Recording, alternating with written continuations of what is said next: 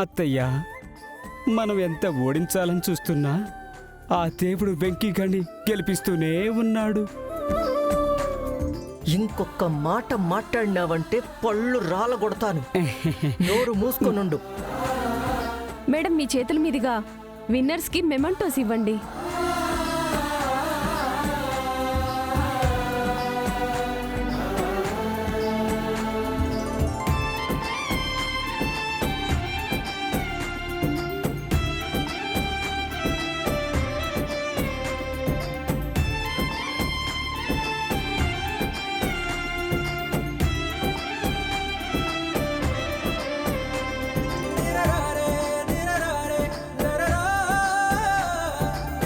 Madam, మీ కూతురు అల్లుడు గెలిచారు కదా, ఇక్కడ పార్టిసిపేట్ చేసిన జంటల గురించి, గెలిచిన మీ అల్లుడు కూతురు గురించి చెప్పండి మేడం.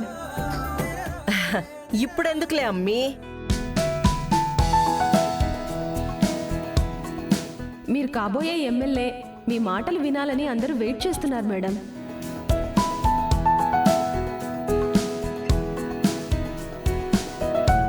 అమ్మా, ఫ్రీగా వచ్చిన పబ్లిసిటీ ఎందుకు వదులుకోవడం అమ్మా? వెళ్ళి మాట్లాడు.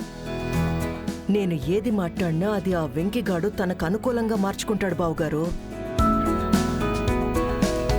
అతో మాట్లాడకపోతే అందరూ అపార్థం చేసుకుంటారు.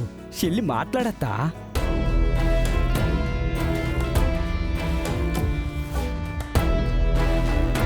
సర్లే, మాట్లాడతా.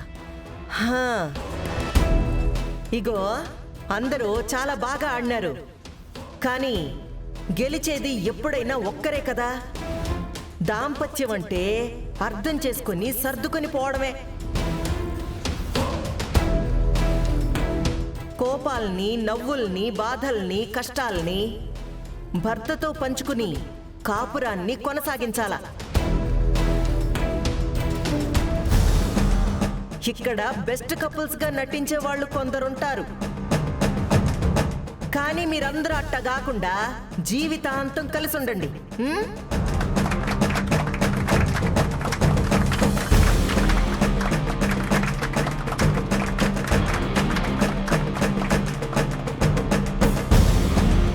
షార్ట్గా చెప్పినా స్వీట్గా చెప్పారు మేడం. వెంకీ గారు, మీరేమైనా చెప్తారా?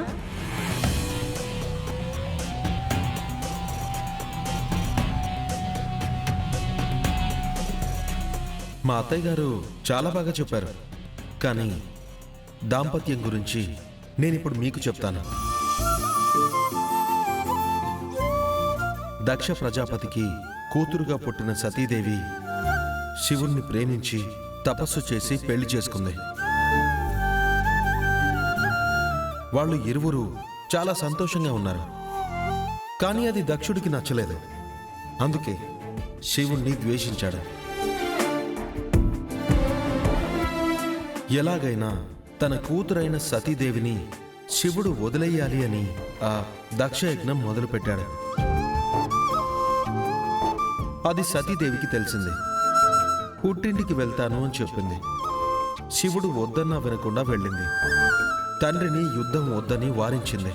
వినని దక్షుడికి శిక్ష పడాలని యజ్ఞంలో ఆహుతైంది. అప్పుడు శివుడు రుద్రుడై వీరభద్రుణ్ణి సృష్టించి దక్షయజ్ఞాన్ని ధ్వంసం చేయించాడు. తర్వాత పార్వతిగా పుట్టిన అమ్మవారు తపస్సులో శివుణ్ణి చేరింది.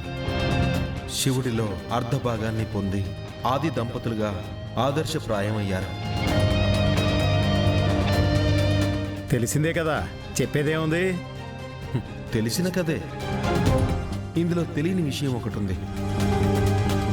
ఇక్కడ భార్యాభర్తల మధ్యలో మూడో మనిషికి చోటు ఉండకూడదు. తల్లి చెప్పిందనో తండ్రి చెప్పాడనో గుడ్డిగా నమ్మేసి విడిపోవాలి అని అనుకోకూడదు.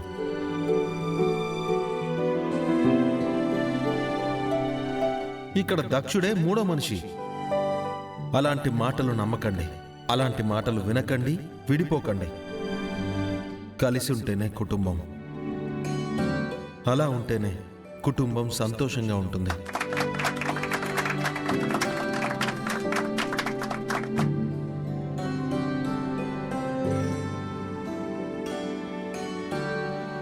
అమ్మీ, ఈ అబ్బి చెప్తానే ఉంటాడు.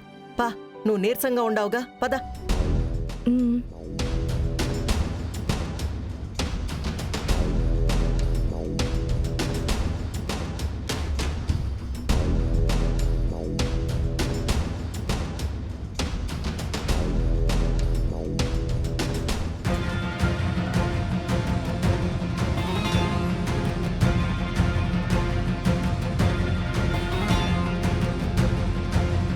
ఎవరో మ్యాగీని చంపాలని రౌడీల్ని పంపించారు. అది తప్పించాను. కానీ తెలివిగా లోపలికొచ్చి బెలూన్లో పాయిజన్ నింపి చంపాలని చూశారు. అంటే మ్యాగీ చుట్టూ ప్రమాదం పొంచుంది. ఎవరై ఉంటారో, అసలు ఎందుకు చంపాలనుకుంటున్నారో, ఆ వ్యక్తి ఎవరు?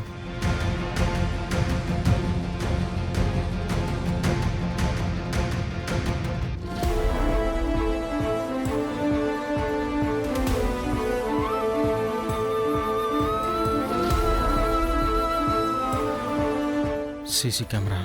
దీని వెనక ఎవరున్నారో ఇప్పుడే తెలుస్తా.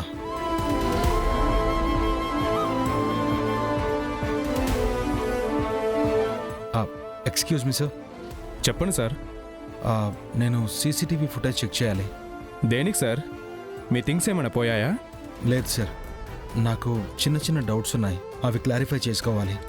ఏంటి సార్ ఆ డౌట్స్? చూస్తే మీకే తెలుస్తుంది.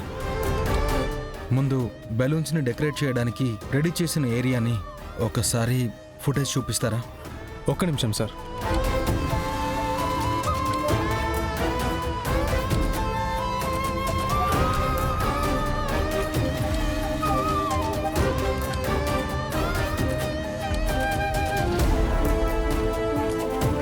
భయ్యా, డ్రింక్స్ తీసుకోండి. జ్యూస్ తీసుకోండి. థ్యాంక్స్ అన్నా. భయ్యా, అక్కడ బయట ఎవరో పిలుస్తున్నారు. అవునా? సరే అన్నా.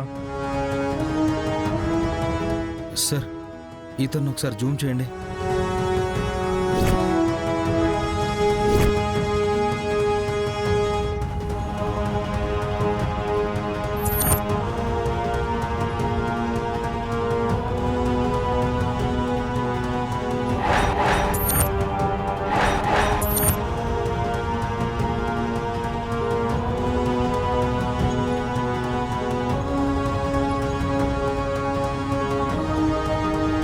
సార్, హ్యాండ్ దగ్గర పాజ్ చేయండి.